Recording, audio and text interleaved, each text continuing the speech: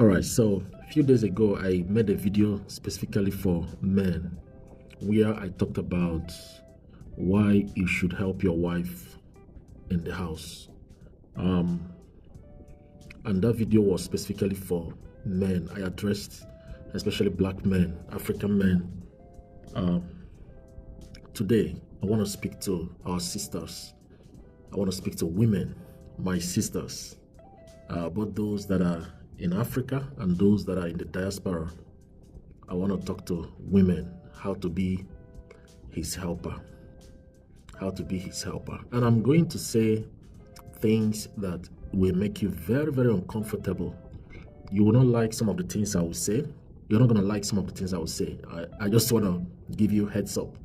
All right? So I like to be straight to the point to tell you the things I'm about to say within these few minutes will make you very uncomfortable. You will not like it.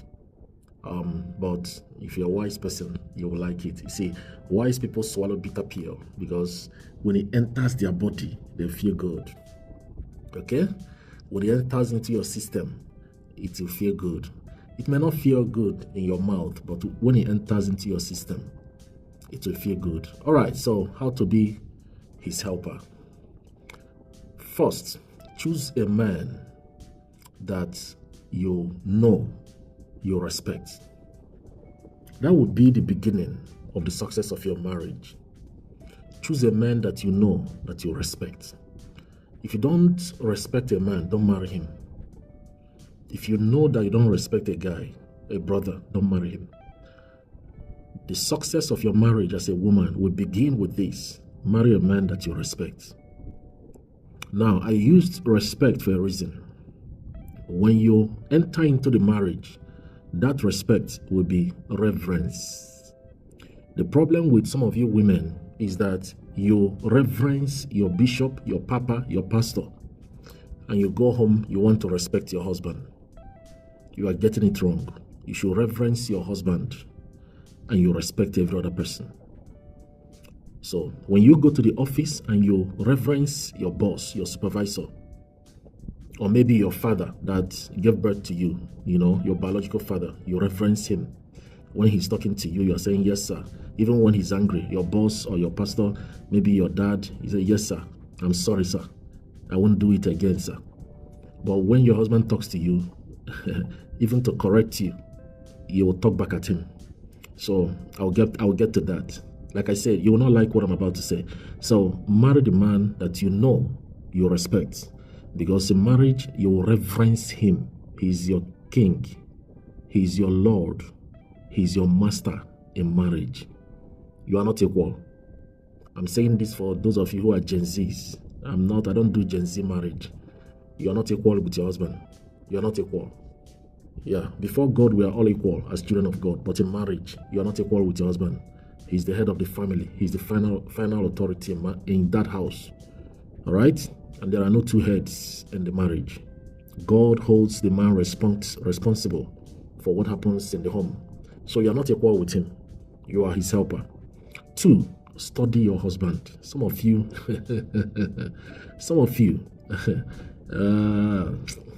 you see, when I laugh like this, you know that there are so many things to say. I don't know how to say it, so I just laugh and wave my head. I laugh. I just laugh.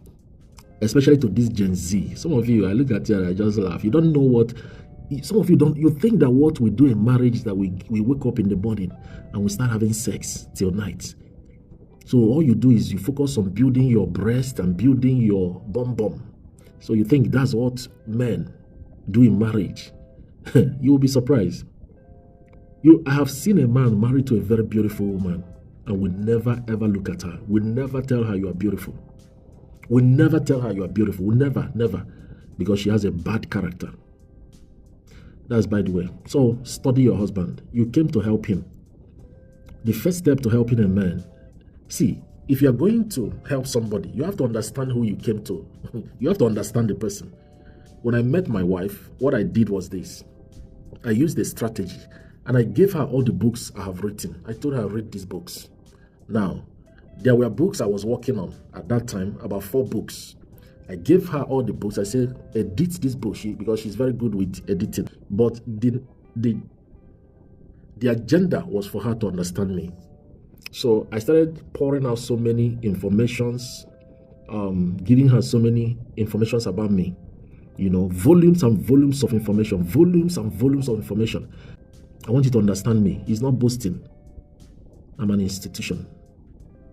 So she needs to understand the institution she's coming to. So daily we stay on phone for hours. I'm pouring out myself. I'm pouring out my spirit. I'm teaching her a lot, you know, so that she will understand what she's going into. So what I want to say is study your husband. Understudy who you are going to marry. Ask him questions. Ask him questions. Understand him. You can't just enter into marriage without knowing who you are going to help. You are a helper. If you understand, if you don't understand what a helper means, you are going there to help him. You are he's the man carrying the vision. The husband is the one. God gave him a vision. And God chose you and said, go and help this man to fulfill that vision. So you are there to help him. How can you help somebody you don't even know? You don't understand him. So you have to start asking him questions. When you are dating him or courting him, ask him questions. Document them.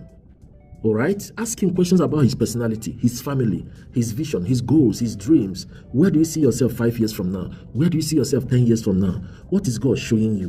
What are the prophecies spoken about you? What are your weaknesses? How can I address you? When do I know when you are not happy? Ask him questions. All right? I don't want to waste time on this. You know, it's so much to say. Another thing, align yourself with his vision.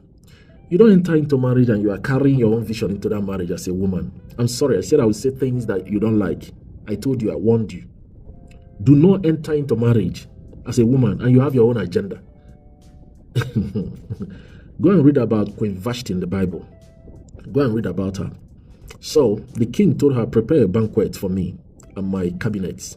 And Queen Vashti said, no, I have my own banquet. I have my own banquet with the wealthy women, well-to-do women in town.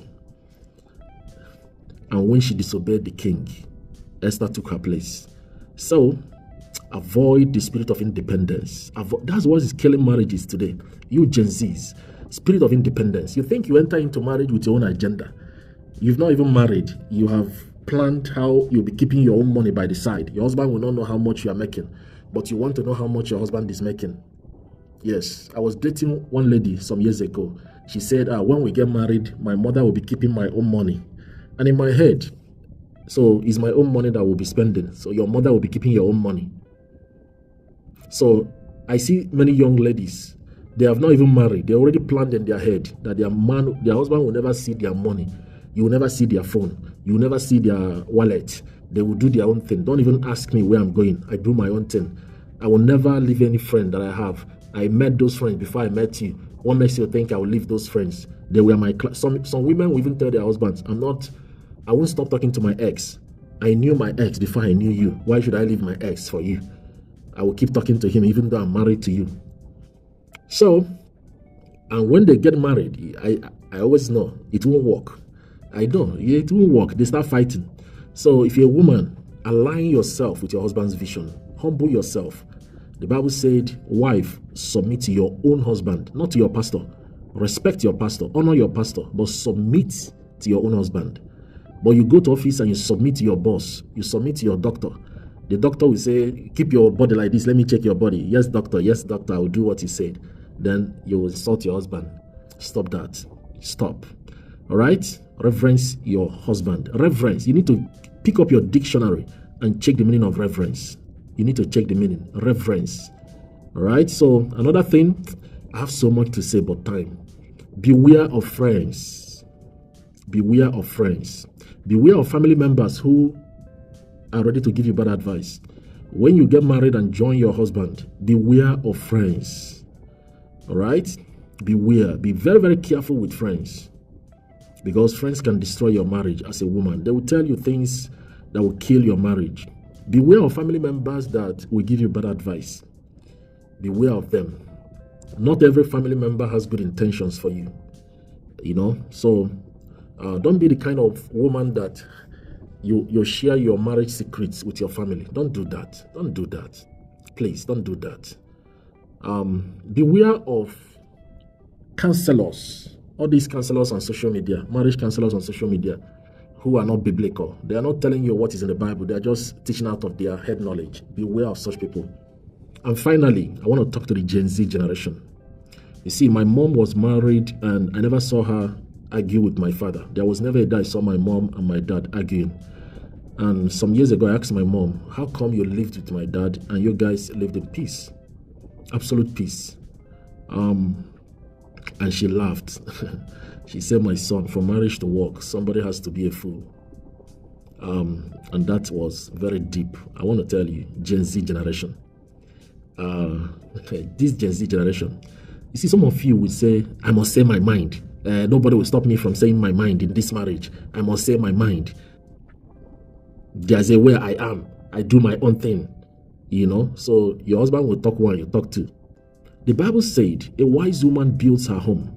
A foolish one tears it down with her own hands. The success of that marriage is also in your hand. I spoke to men some days ago. I want to speak to you as a woman. Honor your husband. Reverence your husband. Submit to your husband. Be careful the way you talk to him. You know, how do I know a disrespectful woman? When your husband is talking, you are talking. You are a very disrespectful woman. If your husband is talking, even some of you in public, even in public, you do it before your children. You argue with your husband. Your husband is talking, you say, I have something to say. I must say my mind. This is America. You know, this is a new generation. Everybody will say their mind.